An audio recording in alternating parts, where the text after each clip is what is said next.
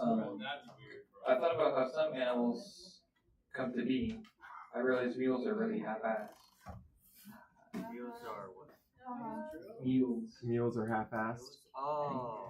Half-assed design. Because a mule comes from a donkey and a horse. So it's half donkey, and another word for donkey is that word. It's good. All right. Yeah, no, go ahead. Yeah. Before we do that, I'm going to go on Tracker here and stream it to everyone so I can show how to set up like axis and units and stuff like that, just so that we have a good baseline before we do data. Because some people get like language data or weird data and just the graph. So just to make sure everyone has like a better time, I'll show you how to set it up just before we get into last time.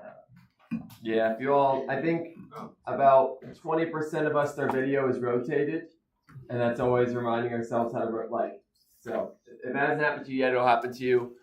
In today's lab, it'll be good to have a good reference, what you decide 0 as. It'll just make the math a little easier, probably.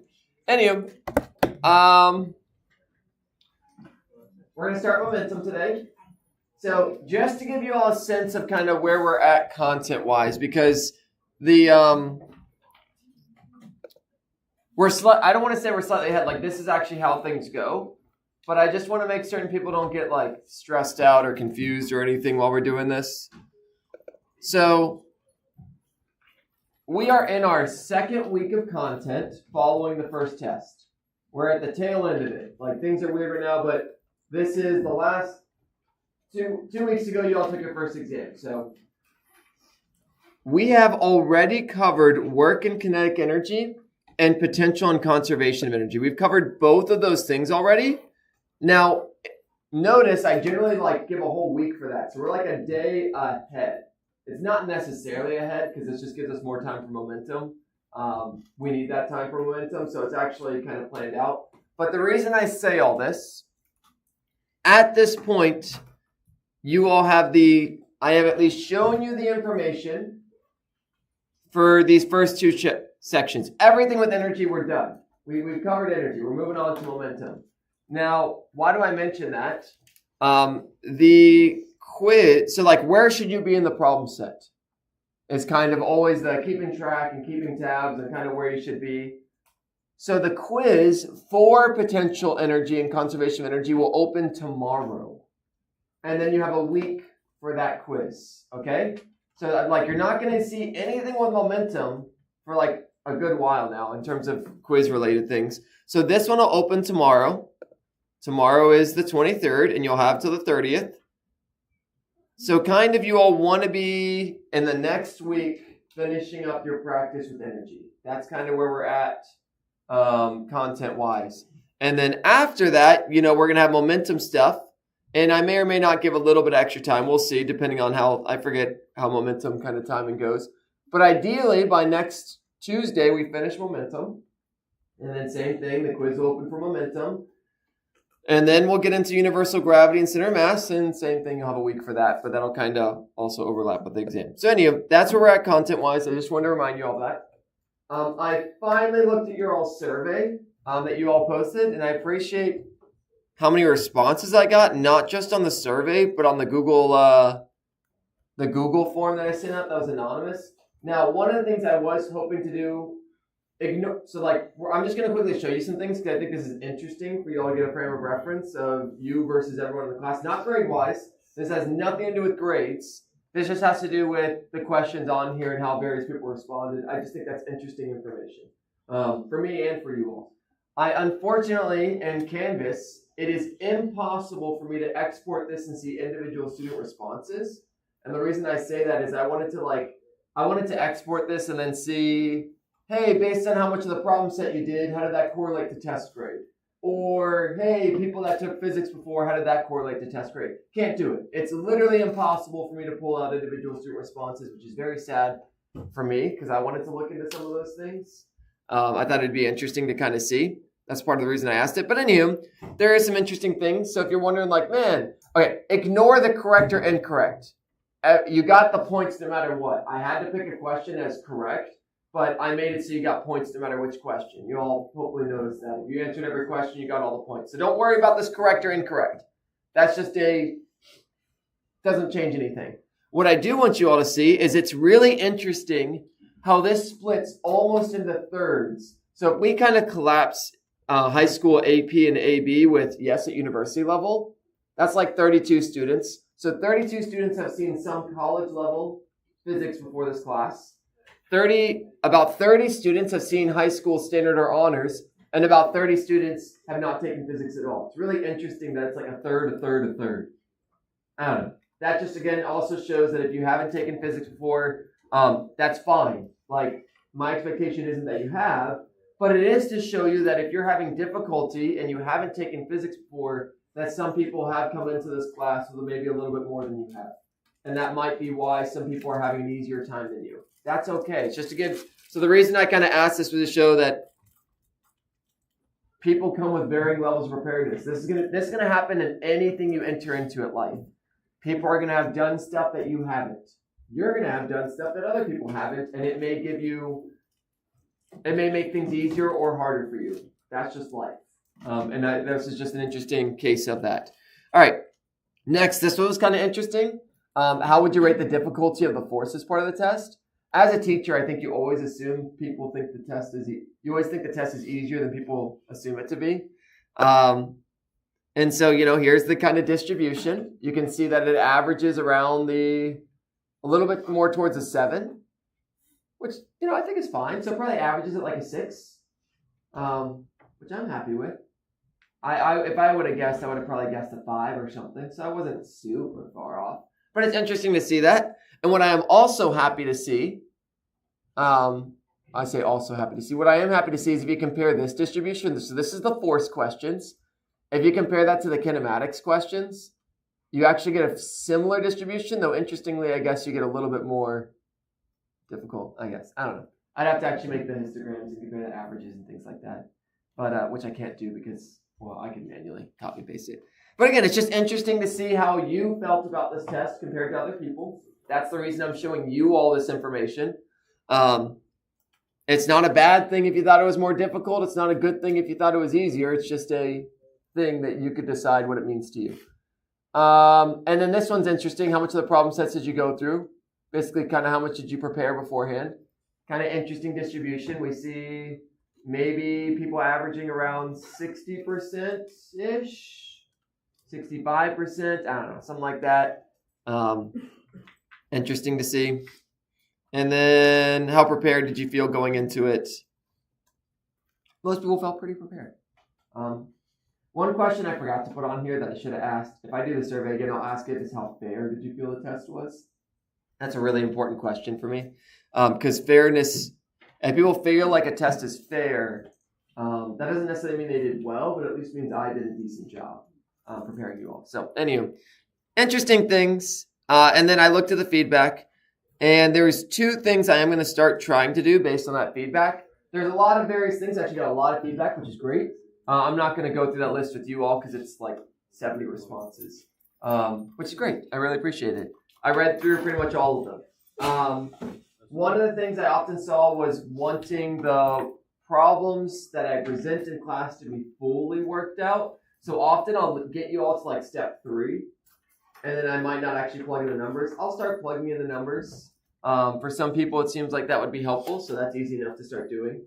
And then the other one I can start doing is can we have a bank of like the conceptual questions?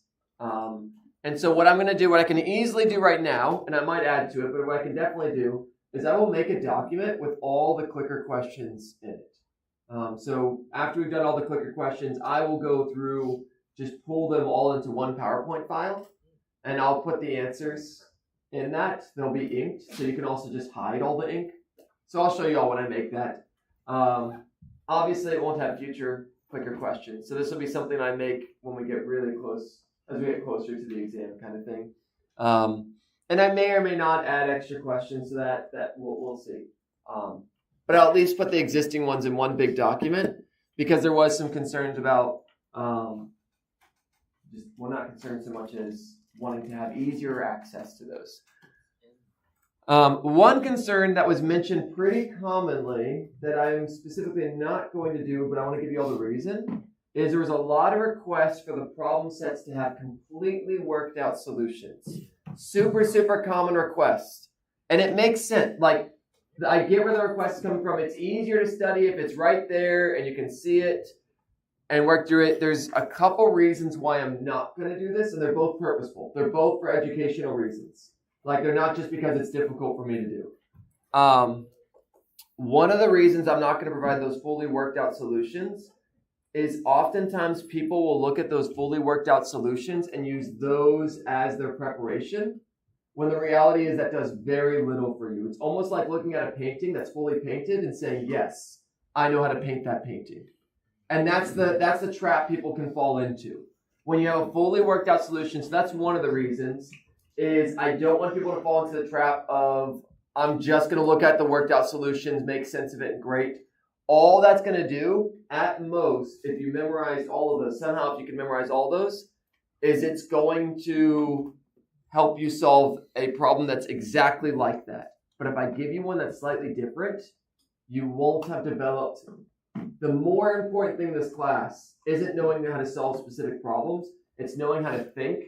And the only way you can do that is by doing it. Starting from scratch, starting from nothing, and actually processing through it. So anyway, that's one reason. The other reason, and this is probably the one that's more important, honestly, is I have to prepare you all for working. I have to prepare you all for a job.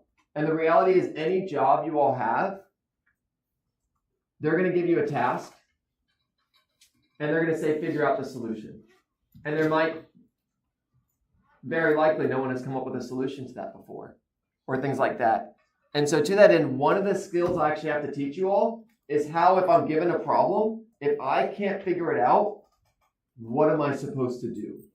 Where do I access resources? How am I supposed to, what do I do from there? And that's kind of what I've given you on this case. I've given you a set of problems. How do you figure them out if you're stumped? Like, that is a skill that is invaluable. When you're in the workplace, the people that are given a problem and can figure it out themselves are the people that get hired and appreciated and kind of rise to the ranks. It's not the people that can do the same thing again and again and again. And so to that end, I'm going to give you all some recommendations and resources, and maybe I'll post something with this. The most common resource is Googling. Okay, it used to be. If this was 1 year ago or 2 years ago, I'd tell you the most common resource is just Googling the problem. Googling things similar to it. That's kind of how you learned anything as of like 2 years ago. You now have an extra resource on top of that. AI. ChatGPT, if you all want a worked out solution to basically any single problem that I give you, the reality is nowadays, ChatGPT will give you a darn good solution. And the reason I encourage you all to use this is because you're going to be using this in whatever job you end up in. Now, I warn you that ChatGPT can only use existing knowledge. So depending on what you're discovering, depending on what your job is, if you're doing stuff that no one has done before, ChatGPT might not be super helpful, or you might have to break it into pieces that it can answer. And you have to do that with Googling anyway. So for example, I'm just going to scroll to a random problem. We could do the coal. Let's look at the coal one. I did that problem for you all in class, but just to make a case in point, just copy the problem, literally put it there. You don't have to give it any prompt. It recognizes it's a question. And then it spits out, look, it gives you what's given. And it doesn't tell you what you're solving for. You might have to ask it what I'm solving for. And through the magic of this, it sets up a relationship that you can kind of work through. And the beautiful thing is I give you all the answers. So one of the questions with ChatGPT is it correct? That's always the question, Anytime you all do anything with AI, you should evaluate, is this a correct answer? Because if not, you're just saying that AI is always right all the time, and that's a dangerous path to go down. So it says 61.2 grams. Oh, look at that, 61.2 grams per minute.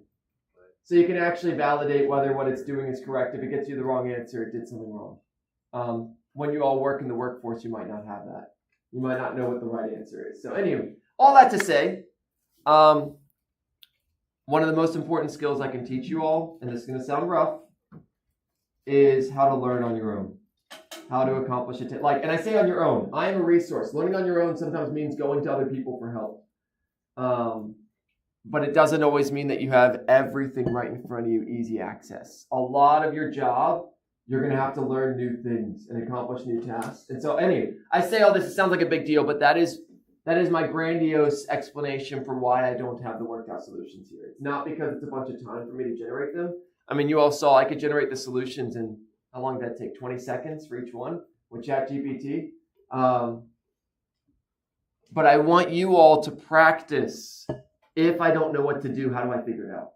Like, that in and itself is a skill that's going to serve you throughout your entire life. That is huge, that skill set. Anyway, any questions, comments, concerns about anything in general before I jump into content stuff?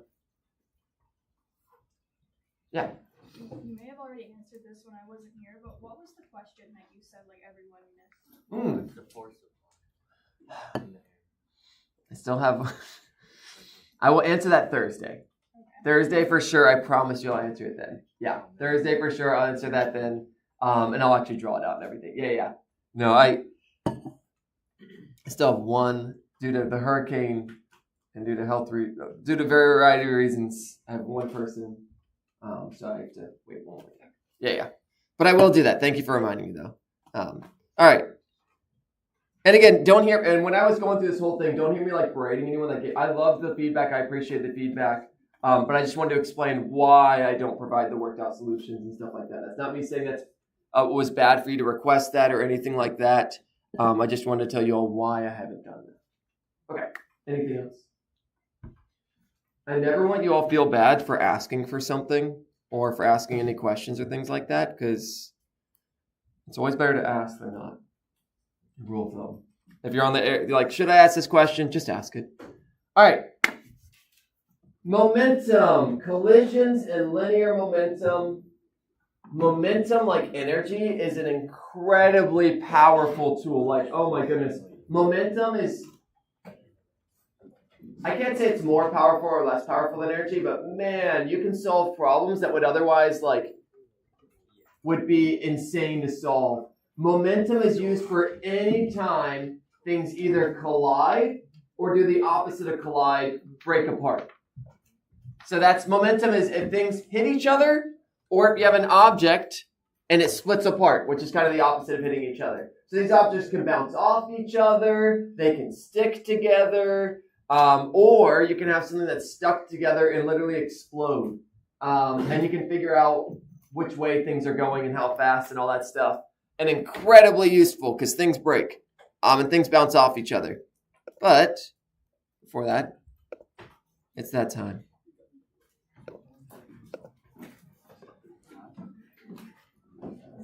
It's time to ask Leo how he's doing today.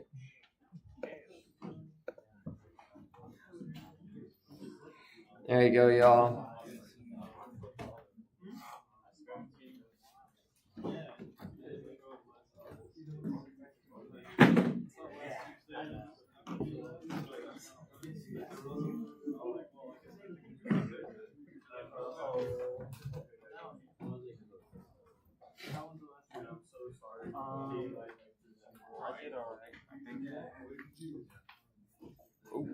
Oh yeah.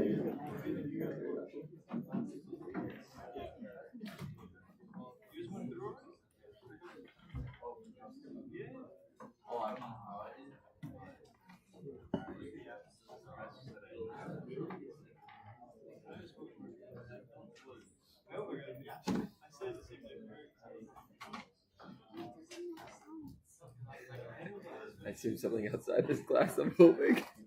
I know. It's just so inconvenient. Yeah.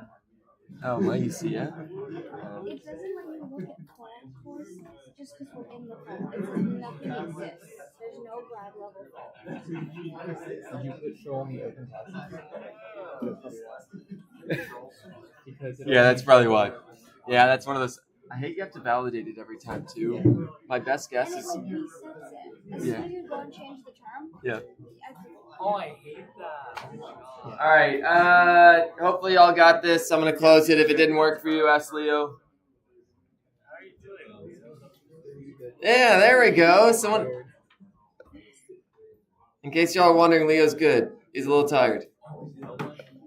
No one has attendance trouble? Wait, no one? Did it work for everyone?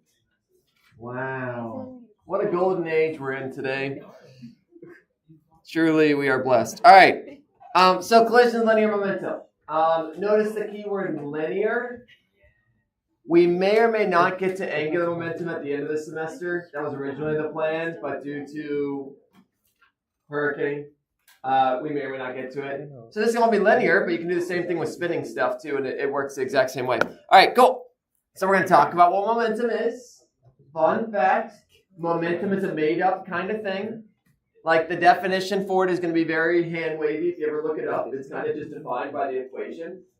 It's another one of those things that, like energy, it's just conserved. It's a value that when you calculate it and stuff happens, it stays the same. And it's a weird thing like that. We're going to talk about impulse, define what the heck that is, and then do some conservation momentum problems. And very likely we'll finish, we're going to have no problem finishing this by next Tuesday. Momentum is fairly straightforward. If you're good with conservation of energy, it's a similar idea of what do I have in the beginning, what do I have in the end, with one caveat, one major difference, there's vectors. X and Y components, y'all. X and Y components. Let's see, is that on the next slide? Vectors, yeah, they're back. X, Y independence. Do not forget to split things into X and Y.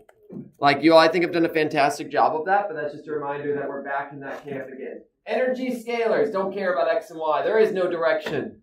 What is up? Doesn't matter. Now we care again. Now you care which way up is and left is and all that jazz. The kinemax equations kind of are thrown in here, but the reality, just don't forget they exist. They're useful for calculating things. All right, and pow. So this is just, like I did with energy. You all probably have heard the word momentum before, even if you've never taken a physics class. It's like one of those words that gets tossed around.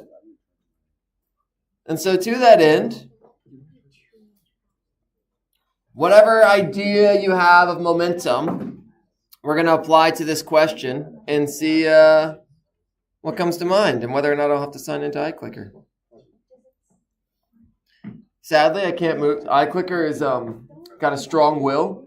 And even if I click this, iClicker wins. Oh, it's so tiny.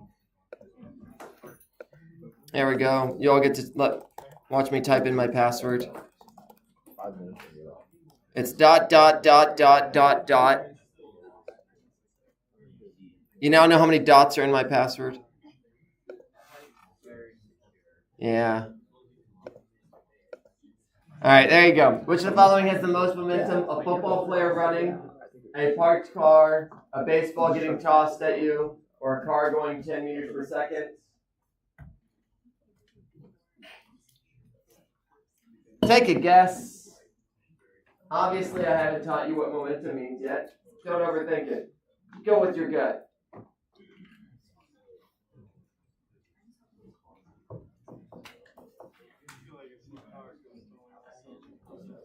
We'll go to 50 seconds, because again, we'll go to, we'll see where we're at 50 seconds. This is just a go with your gut situation.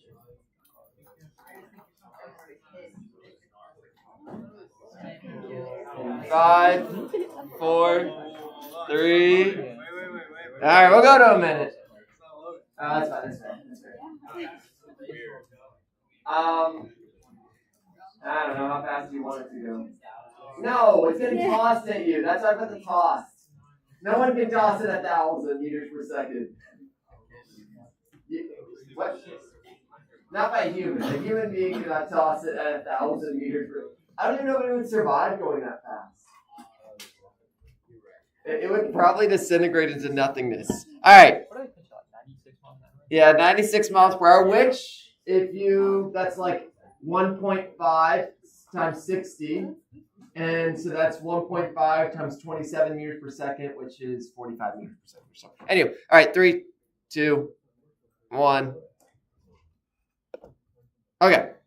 So this is where I'm going to give you all my hand wavy definition. Let's just see the responses. Let's look at that before I give any hand wavy. Look at that. The vast majority, you have a decent, and if you don't, that's fine. I'm going to teach you all this. This is to show you all. You all have a fairly good intuition of what momentum is, even though I haven't taught you it at all. If you don't, that's fine. I'm going to teach it to you. My hand wavy definition of momentum. You won't probably find this online because it's kind of hand wavy, but it gets the idea across. How hard it is to stop something. That something with a lot of momentum is hard to stop. That kind of encapsulates all the features of momentum in my mind. You'll see that when I show you the equation. So momentum is kind of how hard it is to stop something, and the reality is a car going 10 meters per second is the hardest to stop. Like, that's 10 meters per second, that's about 20 miles per hour. Good luck stopping a 20 mile per hour car. Like, it ain't gonna, you're not gonna win if you're the one doing it. You can stop a football player, okay. You might not stop a football player running, but it certainly will go better for you than the car. And the baseball, you can definitely stop that, though it may hurt. So anywho, that's my hand wavy definition. How hard it is to stop something. If you look it up online, again, it gives you all sorts of a measurement of mass in motion. It's mass times velocity. The more mass you have, great. The more velocity you have, great. That's it. MV. V is a vector, so momentum is a vector. Whichever way something is traveling, that's the direction of the momentum vector. The variable for it is P. I have no idea why it's P. Maybe Angelina or Leo can look it up for us and then tell us. Yeah. We did look it up last year. It comes from a Latin word. It comes from a Latin word. Find the word for me. Maybe, but that one starts with an I. I'm curious. It's always interesting. It'd be real great if. What letter would you all choose for momentum if you had the choice? Well, it can't be Yeah, we got a problem already. We can't use him. It's used for mass. Latin word. Name's taken. Yeah. So, you got to choose something. That's pretty good. What was it? It's derived from a Oh, you got it, Mike. word. Oh, yeah. All right, Leo's got you. Got why it's letter P. This will help you remember it maybe. I don't know. I don't know how to pronounce Latin, but derived from the Latin word cadere, which means to go and seek. So. There you go. Now you know. So it always comes from somewhere. Anything in language, there's a reason why it was called that. And it's always kind of just an interesting to figure out why. Anyway, there you go. M times V. Easy peasy. The units for this. Kilograms, meters per second. Let's discover where those came from. What's the units for mass? Kilogram. What's the unit for velocity? Oh, look. Now we got the units for momentum. It comes from the equation. So because it's kind of a made up, momentum is kind of made up, the units just come from the math. There you go. So if you ever on a test, what's the units for momentum? As long as you know the units for mass and velocity, you're good to go. All right. I believe in you. What's the momentum of a 0.5 kilogram baseball traveling at 10 meters per second? 1 kilogram is about 2.2 pounds. So this is a little bit less than a pound.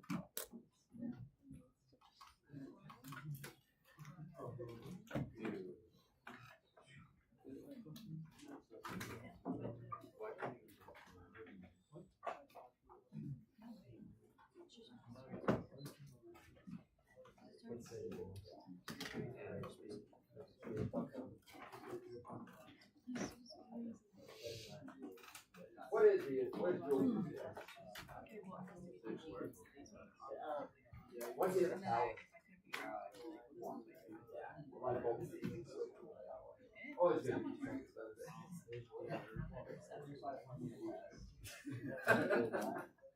What'd y'all get? Yeah. How'd you get it? Mass times velocity. Really straightforward. Alright, I'll give y'all like 20 more seconds. Thankfully, momentum is very easy to calculate. Alright, what y'all get? Why do you not see? What's Julie's for? Cool. Alright. 3, 2, 1. Alright. Really straightforward problem. So even if momentum is vectors, at least the math is really easy. Mass, velocity, P equals mv, 0.5 times 10. There you go. Nice. All right. Okay. What's the point of momentum? I already mentioned this. It's like energy. What you start with is what you end with. If you take all the momentum in the beginning of a situation, it will equal all the momentum at the end. Oh, it's awesome. It's awesome. That's always true. Always true. It does not matter how squishy this stuff is. It doesn't matter if they get stuck together. It doesn't matter if they get stuck together a little bit and then they separate a little bit late. Like, it's great. It's so powerful. And we can use this to find. It doesn't matter if energy is lost to friction. Nope. It does probably matter. No, it doesn't matter if there's energy lost to friction.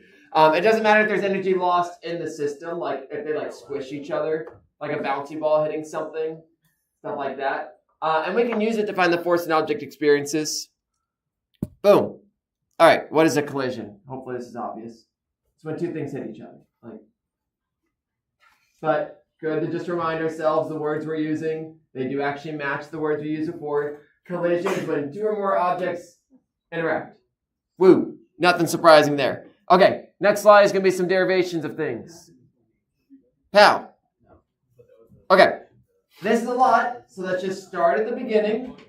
Let's just start at the beginning and work our way through this, because this is all stuff you all know. So we're going to start up here. Don't worry. Do not look at the entire thing, because then it's going to be overwhelming. One step at a time. F equals mn. Hopefully we're cool with that. Then we replace A with dv dt. Definition from the beginning of class. So far, so smooth, hopefully. Great, we got that. That exists. We've said that F equals mdv dt. Great, let's look at momentum now. Momentum equals m times v. We just defined that. Nothing crazy there. Let's take the derivative of time with both sides. Whatever you do to one side, you can do to the other. You're allowed. That's always true. You can take the derivative of one side, take the derivative of the other. Totally valid. It's like adding 2 to both sides. What does that do for us? Taking the derivative of momentum with respect to time, shock and awe, is just the derivative of momentum with respect to time. Nothing crazy there. That's the left side of the equation done.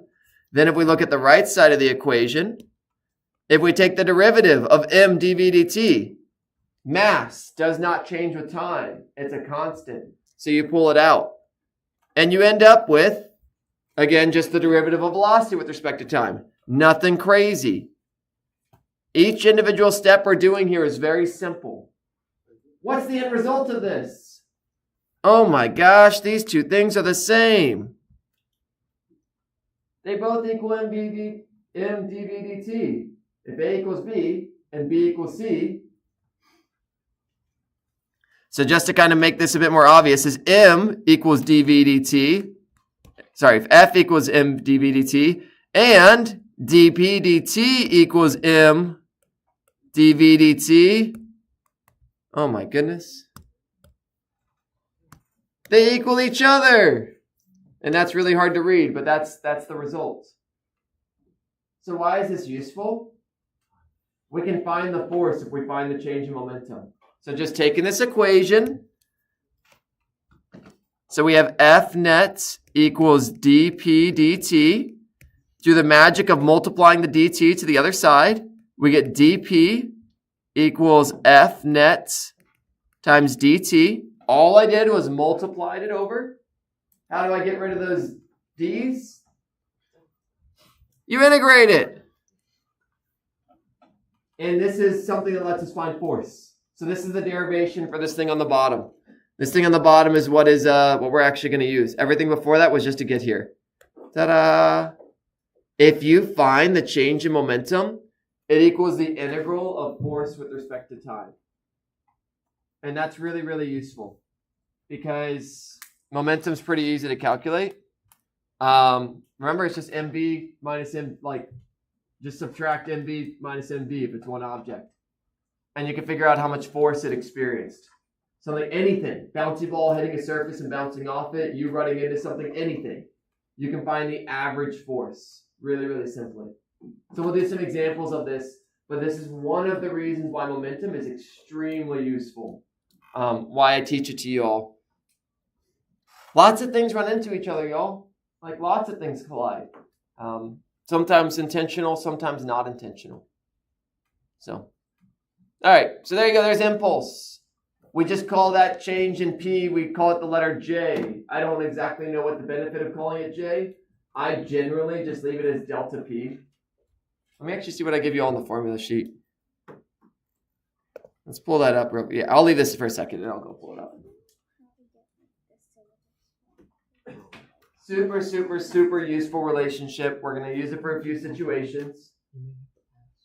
But basically this says, hey, we find the change in momentum, we can find the force. That's the benefit of this. If we can find how much mv changes, you can find the average force acting on that object.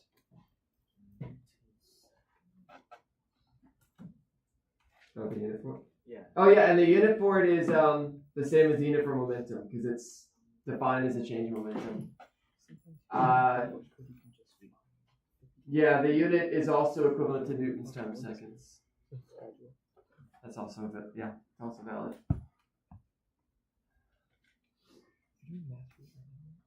In general, we pretty much will exclusively be using the bottom one, and we'll use average force. If the force doesn't change over time, or if I say find the average force, then we can pull it out of the integral and not have to integrate it. Because the reality is, the integral here is a little unfortunate. You have to know a lot of information to be able to use that integral. But average force is pretty useful.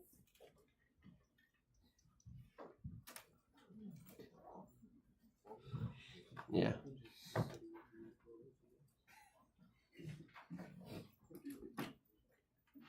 So there you go. There's impulse. It's a letter J. That's not really a big deal, though. I wish they just left it as delta P. I don't know why they had to call it something.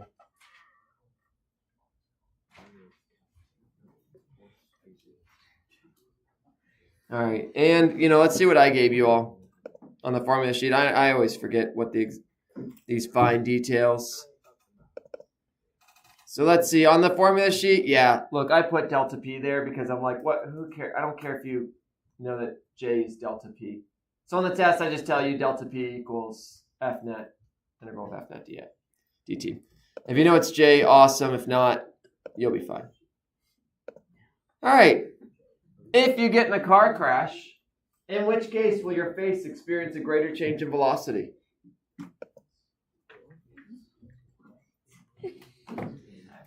Your face is going to hit something. Guaranteed. Okay, let me rephrase. Your face might. If you're going fast enough, your face is going to hit something. If you're going fast enough, your face is going to hit something. So the question is, and this is specifically the change in velocity. You can answer this question before I tell you anything today. In which case will your face experience a greater change in velocity? If your face hits the steering wheel, its velocity changes more? Or if your face hits the airbag, the velocity changes more? Or does the change in velocity is the same regardless of what your face hits?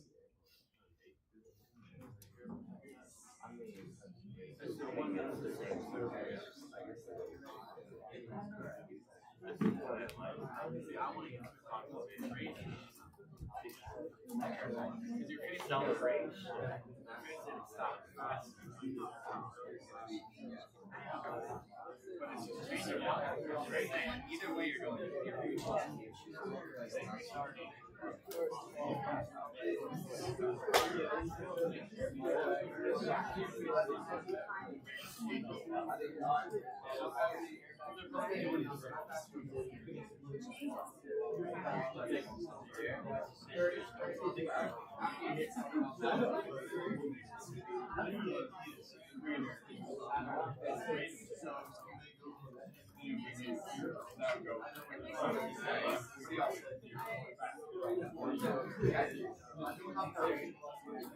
think of a number. How fast are you going?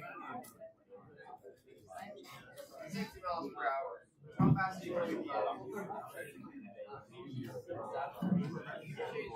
If you hit something, generally, you get a car crash. So, what's the, if you're facing the steering wheel, what is your initial velocity?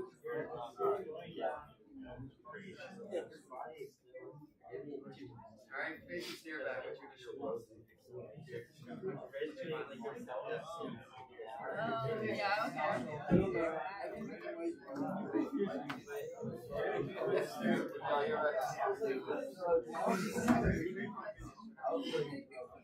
And to clarify, if you're in a car crash, let's make up numbers. Let's say you start at 60 miles per hour. If you get in a car crash, how fast are you going at the end? Use that information.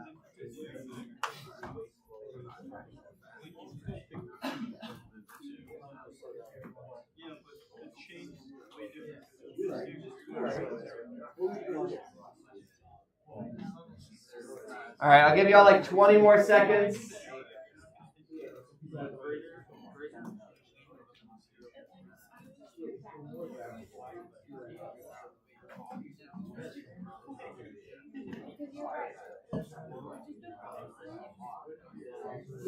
All right, in 5, 4, 3, 2, 1.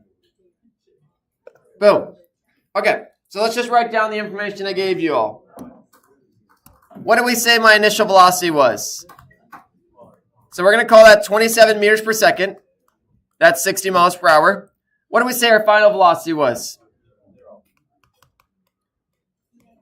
Doesn't matter what you hit. You're going from 27 meters per second to 0. Your change in velocity is the same. I don't care what you hit. You fly out of that vehicle and you hit the concrete, you're going to go from 27 meters per second to 0. You will stop. Your car's not going to keep like flying forever, hopefully. All right. Why does this matter? Why am I asking you this problem? Let's look at that equation. And let's take the easy case. Let's take the case where like we find the average force. The average force times the change in time. This is the equation I gave you all before. Let's look at the left side of the equation. Momentum is mv final minus mv initial equals F average times delta t. And then we can pull out the m.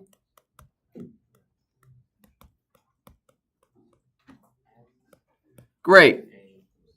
So in this scenario, I don't care what you do, you're going from, your delta V is the same. Your change in V is the same. Great. So what's the point of an airbag? In which case, will your face experience a greater force? You can probably answer this one, and we're going to see.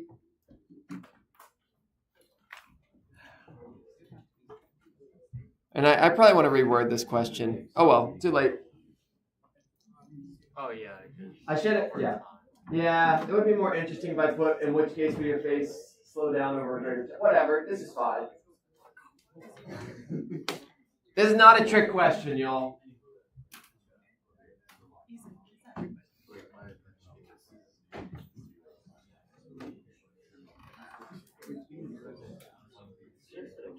Yeah, so to make girls' life, actually, I'm going to stop. I'm going to throw out this question because I think, I flip-flopped. I'll just delete that question because I want to change this. If you get in a car crash, in which case will your face slow down over a greater time?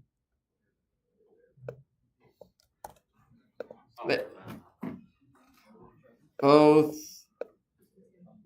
happen over the same time. So I'm going to throw out that last question because I want us to build our understanding, and this is a better question to build our understanding. It's going to help us.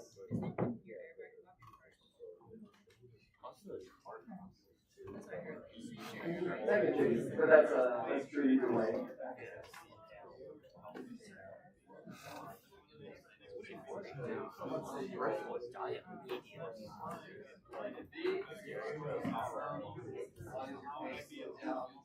Why is that a greater time than it is? It just said if your face is there. So I just, in my mind, I just some cereals are squishy. They do. They're covering usually when it's like that. Yeah, they'll just drive with it. Huh? I even wonder, like, clearly, I think also one of the big reasons for an airbag is an airbag gives you a secure face, whereas if you use the load, you're like, I don't know how much that matters, but like, that motion,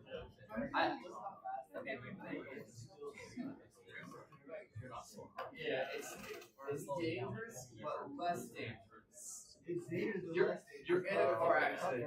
You're in a dangerous experience. Like, no matter what, it's not gonna go great. Yeah. All right, we'll go for like 5 more seconds. 5 more seconds. 5, 4, 3, 2, 1. Okay. So, basically, which of these is squishier? Very likely the airbag is going to be squishier than your steering wheel, unless you've done some weird things to your steering wheel and made it really squishy. Okay, why does this matter? Let's pull that equation that we just made. So M times V final minus V initial equals the average force, keyword average, times a change in time. Let's rearrange this. So we have M delta V, that's the left side, divided by delta T equals the average force. We just, the last problem, we said this is the same. Delta V is the same. I don't care what's happening. You're going from 27 to 0. That's the same. If I make the time greater, though, if I divide by a bigger number, I get a smaller number. So, just to make certain that makes sense, now we can do the problem that I skipped. Given this equation,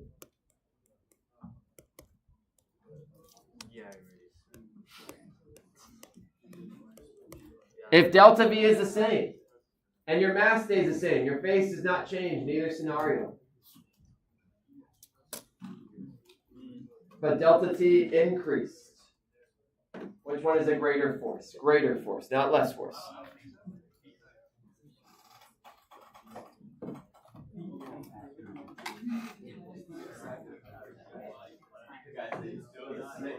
Does that answer to your... That sounds like that's how I wanted to change the order of these questions. Alright. Again, don't overthink this. We'll go to 120. I'll go 30 more seconds. Just make sure that I catch the last 20 students. Alright, what y'all get over here? Hey, why?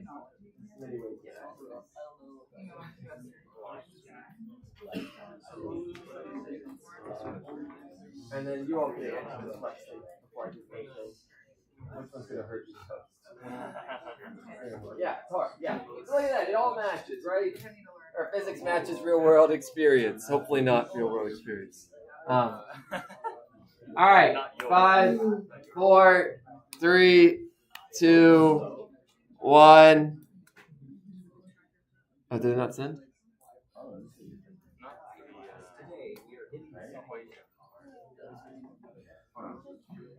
Yeah, I'll give you a few more seconds. All right, I mean, our answers, I'll just start explaining this. There's some technical difficulties, but... Oh, it's good? All right, great. Now I can close it. Fantastic. Okay, look, you all could have answered this before. This is not a trick question. Yeah, the steering wheel is going to hurt you more. But now you know why. I mean, you might have known this before, but now you know why. It's because delta T is small. And here, delta T is big. That's the now we get to see the physics behind this, and you can apply this to many scenarios and actually do calculations and actually calculate. So like we'll do a problem where we'll calculate the average force that base would experience from hitting a steering wheel and stuff like that. And it's going to be a lot. Okay, fun fact, if you ever do the egg drop challenge, the egg drop challenge is just an exercise in impulse. If you do the egg drop experiment, the egg drop thing, it's literally an experiment in how can you change. There's only 2 variables you can change. So, let's break this up. An egg can only experience so much force. I forget how much force it is. Fun fact, and this is based on a very rough experiment I did, the orientation of the egg did not seem to matter. So in my high school class, we did this, and I had an egg. And we tested the force that an egg could take before crushing. And we did it really basically. I just put a bunch of weights on top of so I put the egg in some orientation, and then I just kept stacking weights on it until it crushed the egg. That kind of worked. And then we turned it sideways and did the same thing. And the forces were the masses were the same. So that's really interesting that an egg, the orientation, it has pretty uniform resiliency, I guess, structural integrity. You can do that for yourself at home. Just literally put a bunch of mass on it, see how much it breaks, then get another egg, assuming they're identical. Whatever. Orientation does not seem to matter. Test it for yourself, though. So what can you change? An egg can withstand a certain amount of force. Let's just say it's 10 newtons. I have no idea how much it is. So what can we change to reduce the force it's going to experience when it hits the ground? We cannot change the mass of the egg. Look, you get an egg in this experiment. I guess you could choose an egg that's smaller, maybe. That might make a difference. According to this equation, it would experience less force. But does an egg with less mass have less structural integrity? Maybe. I don't know. There's only 2 variables you can change. You can change your delta V, or you can change the impact time. You can change delta V by adding a parachute. Honestly, that's the best strategy. You put a parachute on it. There's a reason when people jump out of planes, they don't have a bunch of cushions around them. They have a parachute because a parachute is the most reliable way to not hurt yourself. Delta V is the one that you generally want to reduce. If you cannot do that, then you add cushioning around it. You add something around it so that the change in velocity, the time that takes is increased. Anyway.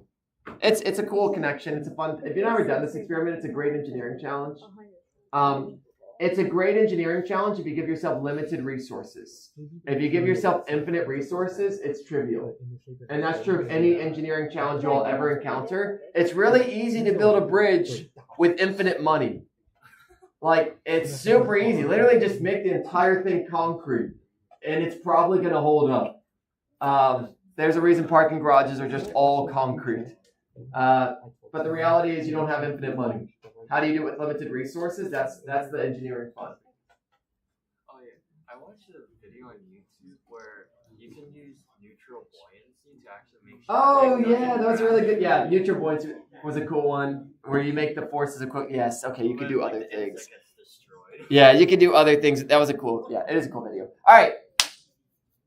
A 75-kilogram person is riding in a car moving at 20 meters per second when the car runs into a wall. Calculate the average force on the person if he's stopped by a padded relative. And quotation marks. That compresses 1 centimeter.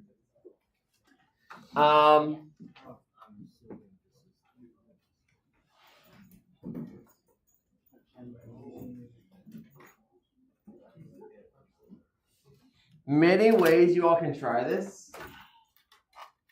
I'm just going to try it out. I'm not going to even say too much more. Try it out.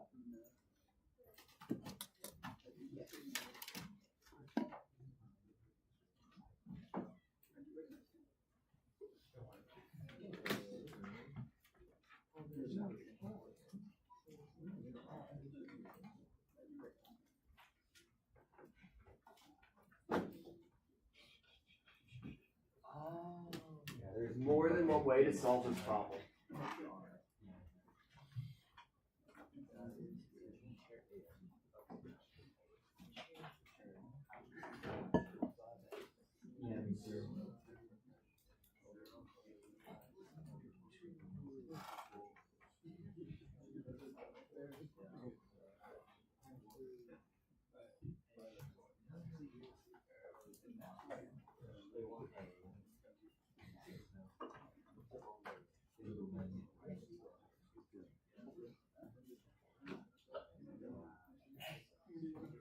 Oh my goodness. Nah. Yo, that's insane. That's It's fun. that is Yeah, so there's 3 ways to solve this problem, y'all.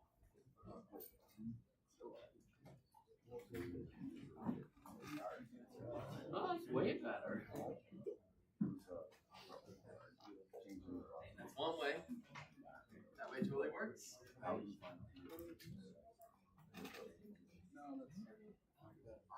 Oh, even easier. If you have acceleration. Oh yeah. How do I get force?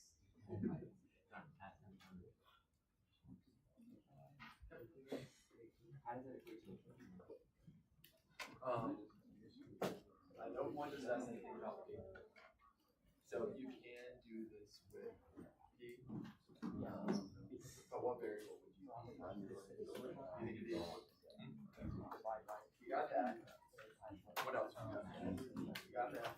And what's the other thing in our relationship? Yeah.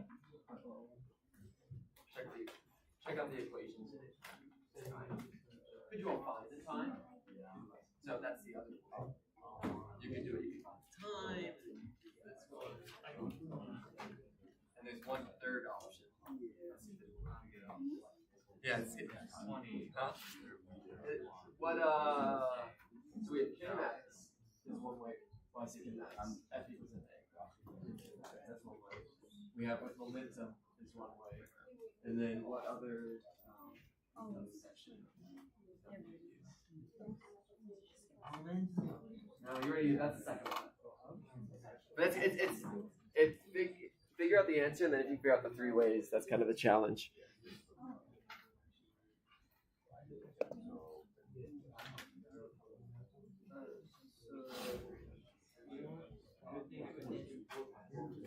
Wait.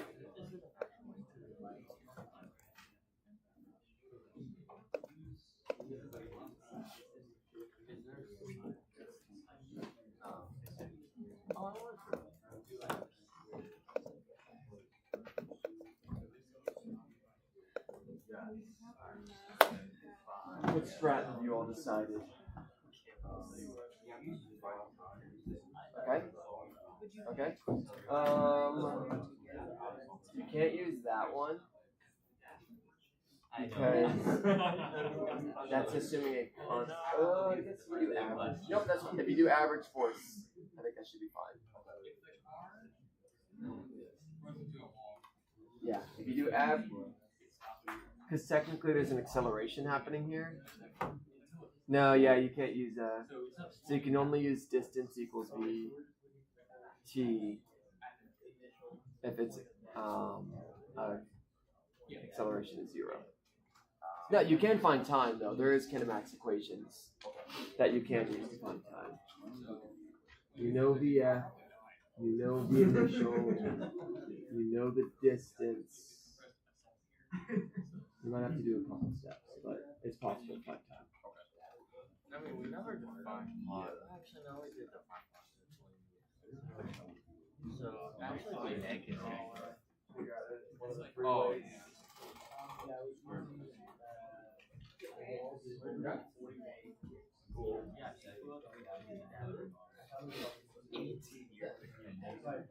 Sit down, boy. And then you said to find out.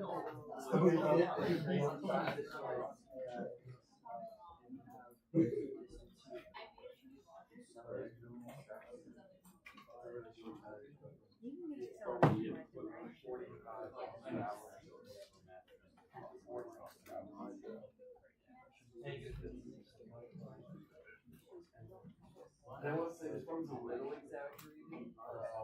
Technically, wouldn't use the mass of the person. I should reword this because the seatbelt is like Oh, assuming you have a seatbelt on too, is it? yeah, assuming you're wearing a seatbelt. Not yes. It's I mean, that's why you're asking. the dashboard is going to stop us.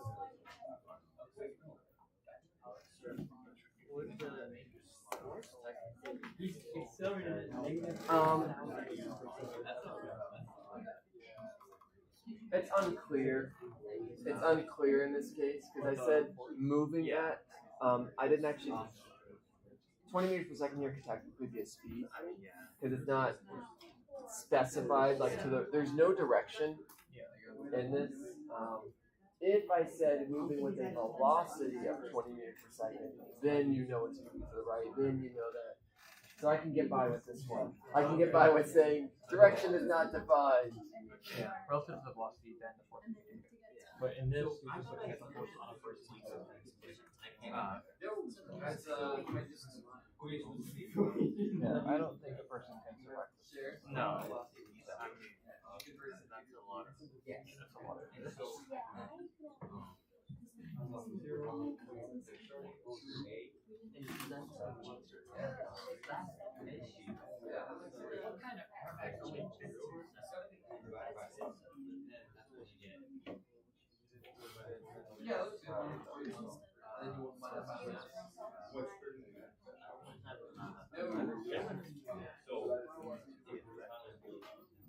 That's the acceleration. Oh yeah. Let's find out.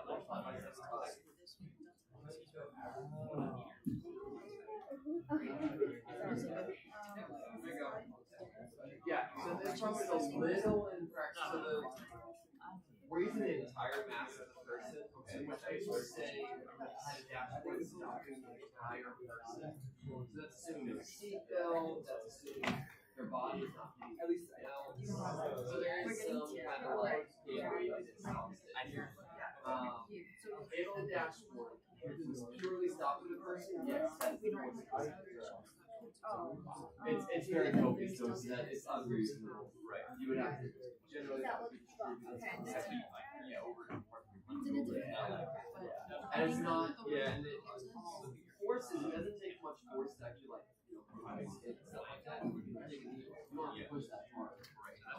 Think about how it's spread over as well. So that's, remember, a force doesn't actually do anything. Acceleration. So honestly, the acceleration value tells you that, yeah, it's not good for you. Okay, for the sake of time, let's kind of start just chugging through this. What's given? Mass. What else is given? Initial velocity is 20. What else? Final velocity is? What else? Compression. Oh, what variable am I going to use for that? We can use D. We can use... You don't want to call this... You could call this final position. This is a change. This is a displacement.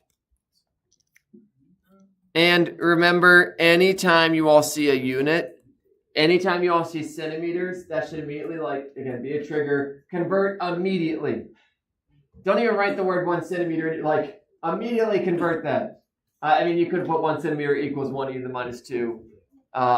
Unit conversions matter. Okay, what are we solving for?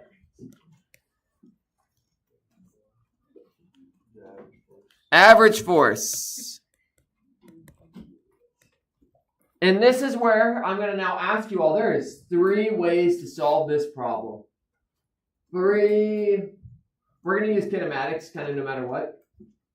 There is 1 case where you don't have to use kinematics. 2 of the options, you have to use kinematics and something else. The 3rd option, you don't need kinematics at all. Let's see if you all can tell me the 3 ways to solve this problem, and then I'll pick one of them and solve it. They all work. What's 1 way? Kinematics, great. What would we use kinematics to find? Yeah, so we can use kinematics to find the acceleration, which we then F average equals MA. So the question is, can I find A? Yeah. What kinematics equation is going to do that for us? Oh yeah, there's so many. Yeah, sure. Which one? Oh, I did the delta V squared equals 280. VF squared equals V naught squared plus 2A delta X. Hey, we can get A, we can plug that in. That's one way. Did anyone find another way to solve this problem?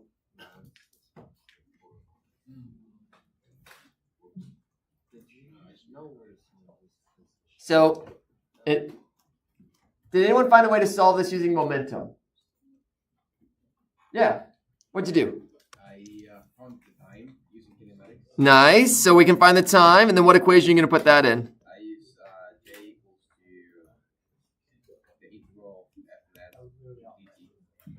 And we found it f net, so we gotta find the derivative. There you go. The good news is with this one, since we're doing average, we can actually pull it out of the integral. If you ever see average force, that means a constant. So we don't actually have to integrate. So we can do this. How do we find the change in time? You can use kinematics. I think you have to find A, and then you find delta T from that. So, let's just say you found A here. Then you could do VF equals V naught plus AT. So you would have to find A, and then you plug it in there. Because I don't think any of the kinematics equations will get you the time in one shot. I don't think so. If you got the right answer, you did it right. What equation? The x final equals x initial plus v final plus v initial divided by. Oh, nice. Great. That one does work. Okay. So, yeah. So there is one of the. Okay. So it's xf equals x naught plus vf plus v naught divided by 2. There you go. Look at that. So we can't find time without having to find acceleration. I always forget about that one. We're pretending they start right in front of the dash. Yeah, which is fine because that's how fast they're going, right before the dash. All right, that is a second way. And the third way, you don't have to do any kinematics. It comes from our last class. Did anyone figure out how to do this with energy?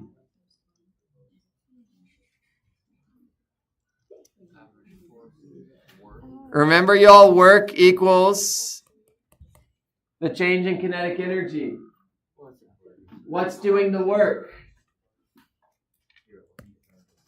Force average times distance equals 1/2 mv final squared minus 1/2 mv initial squared. So I actually could have given you all this problem last week, and you could have solved it. I could have given you all this problem before the first test, and you could have solved it. So this problem I really like because it shows you all as you have more tools in your toolbox, there's often more than one way to solve a problem. None of these are the best way. None of these options are like better than the others. You just pick whichever one you're most comfortable with, and they all work. Every single one gets you the same answer because they're all derived from the same equations. They're all connected.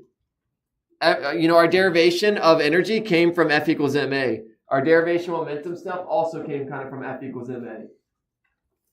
There you go. And I'll do the last step. Which one do you all want me to do? I don't care. I'm only going to do one of them because... Yeah. Rock, paper, scissors. Oh, yeah, there are 3. All right, whatever. First one it is. It is just a matter of plugging in the numbers at this point. So VF squared equals V naught. So we're going to do this one. It doesn't matter. They're all good. I'm just starring that to show you that I'm going to do that one. They're all good. So 0 squared equals 20 squared plus 2 times A times 1e to the minus 2. So that's going to be negative 400 equals 2e to the minus 2 times A. You do some math and you get an absolutely insane number. I think it's 20,000. Yep. 20,000 meters per second squared. Okay. This is where, remember, acceleration tells you what's actually going to happen. This acceleration is a little exaggerated, let's say. this is spread out over your whole body, and that's not kind of accounted for here. We are saying the padded dashboard, your whole body, like, there's other things stopping you. There's a seat belt. There's, your body's going to hit other things. So the reality is, all your weight is not stopped at a single location like this, but, you know, it gets you the idea that this is not going to be good for you. All right. F equals MA equals 75 times 20,000 equals 1.5 e to the 6 newtons. Like, look, it's not, it's bad. It's bad, y'all. Now, newtons, in this case, newtons can tell you something, because we can look up, like, the force required to break a human bone. It's really low. Yeah, again, this problem is totally exaggerated for a lot of reasons. It's exaggerated because we're ignoring the effects of everything else that's slowing you down. Your seat has friction to it. That will slow you down. Literally, you sliding forward, you'll get slowed down by that. You'll get slowed down by your seatbelt if you're wearing one, hopefully. Even if you're not, part of you is going to like hit your steering wheel. That's going to slow you down. So there's a lot more things going on here. You're not going to just get slowed down by a compression that happens in that second. Now, let's actually take the extreme here.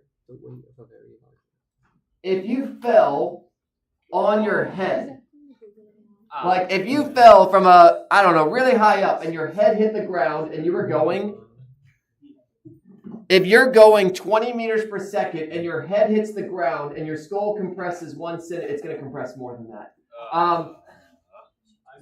This is, you know, you could calculate how much would it compress. That would be, yeah, you're done zone. 20,000 meters per second, you're squished. The ground will not compress that much. Your skull will end up compressing to take on some of that force. It ain't good for you. The reality is, though, in this case, you're not getting slowed over that 1 centimeter. So that's why the answer is insane. Okay, force required to break bone in newtons. All right. The human femur, which is the strongest bone, I believe, in your, I mean, it's the biggest one. I'm just going to say it's the strongest. 4,000 newtons. Anything less than that, you know, maybe don't fracture. Yeah, it is good to know. So there you go. You know, it's always good to have a sense of forearm is 1,000 newtons according to a random Quora thing. You know, these get you in the ballpark at least. It's always fun to ask, is this reasonable? Stuff like that. Yeah. Oh, I mean, this is like probably way later in the course, I guess, but like, you didn't say this was an elastic collision? I didn't care what kind of collision this was. The cool thing with this, we don't really care what kind of collision it was for this calculation. I don't care if you get stuck to it. I don't care. Okay, if you bounce off it, it does make a difference. If you bounce off something, your final velocity won't be 0. It'll actually be worse. Because, okay, I say it'll be worse. No, they'll get squared. So that would actually reduce the acceleration for some reason. So, anywho, if you bounced off it, your final velocity would actually be not 0, but something else. Whatever you bounce off it with. We're assuming you get like stuck to this thing, which is also unrealistic.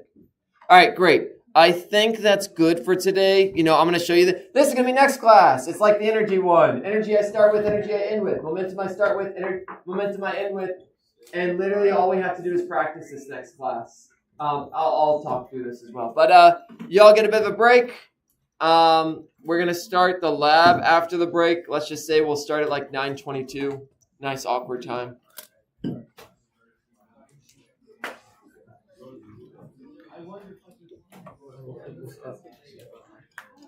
Yeah, do you need example data or do you? You might need a video to actually go.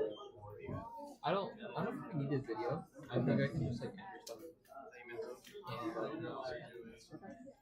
But I can just say like how to set up. I can just say like if your ground is here, the axis here. If you need a video, let me know. Yeah. I tried to upload a video to here and it did not like me last time. Yeah, you gotta do the whole cloud. And... That's alright. I've got plenty of videos on my Google Photos. Yeah, I could get some Google Photos. He yelled at me. It was not the phone. Oh no, you have a pixel, so you should be kosher. Yeah, so we'll actually get through momentum pretty quick.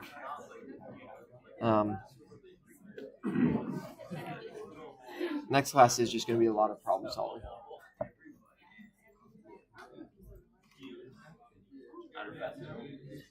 Yep.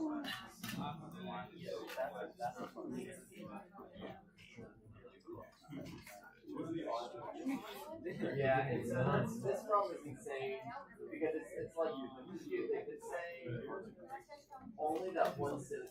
You go from 27 to that, which is not what happens. There's a lot more things slowing you down over a greater distance. No, I mean that's the insane amount. Like 75 G's is an insane amount. Like that's a lot of acceleration. I'm surprised it's that high. These things in meters? It's saying that would cause For what? yeah. Because I put a stick in its on. Yeah, I would have So I'm surprised You you want it to be what? Okay. But I guess yeah. Yeah, just click on the That's I guess number.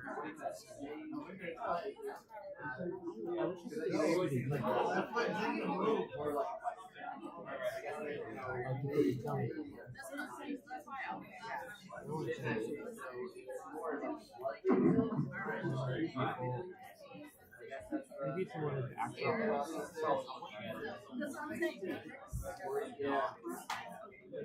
Yeah.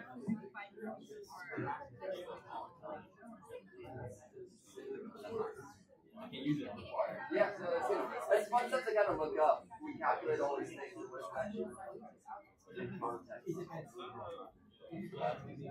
That was so cool. So when you bounce the ball and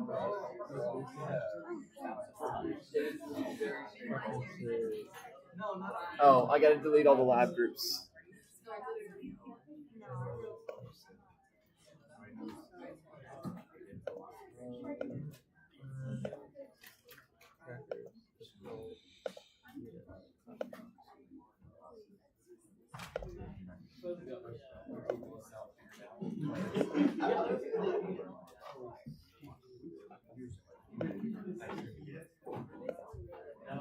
If it kept it to 100, I would think it would mean.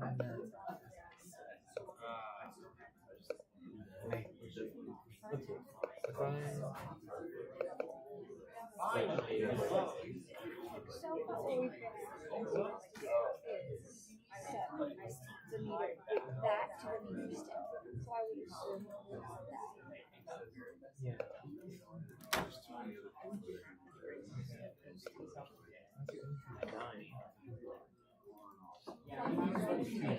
Yeah. This is not too today.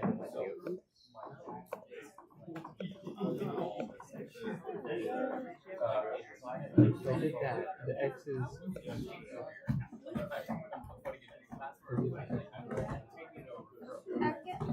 All right, feel free to start assigning yourself to lab groups. It's probably in meters. And we'll stop the stream here because